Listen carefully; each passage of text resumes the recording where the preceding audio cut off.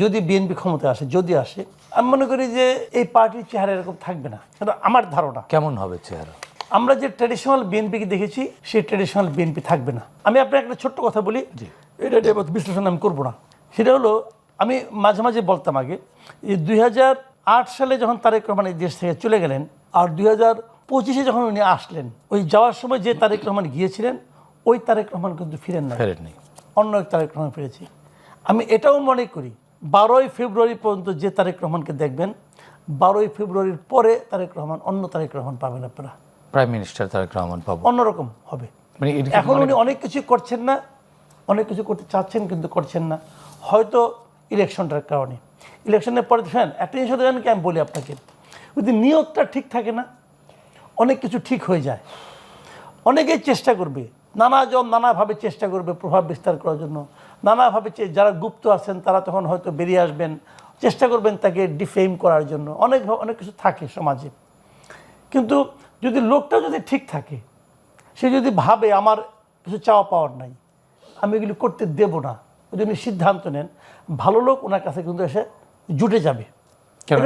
এখন যারা আছেন তাদেরকে ভালো মনে হচ্ছে না, সবাইকে ভালো মনে হচ্ছে না। মানে জুটতে হবে কেন? এরাও তো ভালো। তাহলে আপনি আশা করে থাকেন, আমি আশা করি না এদেরকে নিয়ে। আচ্ছা, আমি তাদেরকে চিনি। আচ্ছা, যে লোকগুলোকে আমি চিনি, আমি বলে যে কে, আমি তো নাম বলবো না, নাম বলে আপনি আমাদের বলে আমি তো এটা প্রমাণ করতে পারবো না। আমি তো কিছু লোককে চিনি। এদের নিয়ে আপনার কনফিউশন আছে? আমার কনফিউশন আছে। অনেককে আমি চিনি, অনেকে একসময় ছাত্র শিবির করতো, আমি জানি। তারা তারেক রহমানের আশেপাশে আছে আছে আছে কিন্তু একজন নাগরিক হিসেবে আপনার তো দায়িত্ব, একজনের যদি ভালো চান এগুলো ডিসক্লোজ করা দায়িত্ব না? আমি কি সেই দায়িত্ব পালনের পর্যায়ে আছি? নাগরিক তো আপনি, নাগরিক তো, এই জন্য আমি আমার সন্দেহ কথাটা প্রকাশ করলাম। এখন খুঁজে দেখার দায়িত্ব ওনাদের। আমি ওনাকে ইনফর্ম করলাম যে আপনি দেখেন, উনি আমার কথা শোনার তো কোনো দরকার নাই, উনি জাজ করবেন, ওনার লোক দিয়া জাজ করবেন।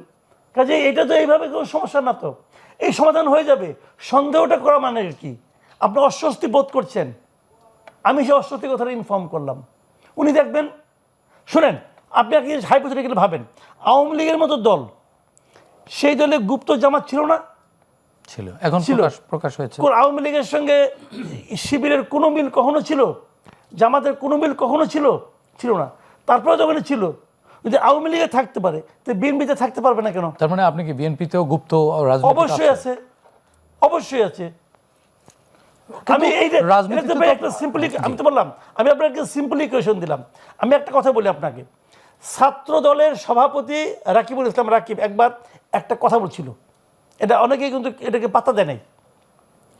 যখন নাকি ঢাকা বিশ্ববিদ্যালয়ের ছাত্র মানে শিবিরের লোকগুলি চেহারা আসতেছে, যে এই সভাপতি সেক্রেটারি আসতেছে, তখন রাকিব বলছিল যে তাহলে গত 10 বছর ধরে তো শিবির এখানে ছিল, তাদের কমিটি ছিল, আমি জানতে চাই এই 10 বছরের কমিটিগুলি কে কে?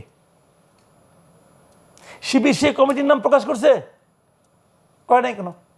এটা তাদের কৌশল। কৌশল না, এটা হলো তাদের মুনাফিকি।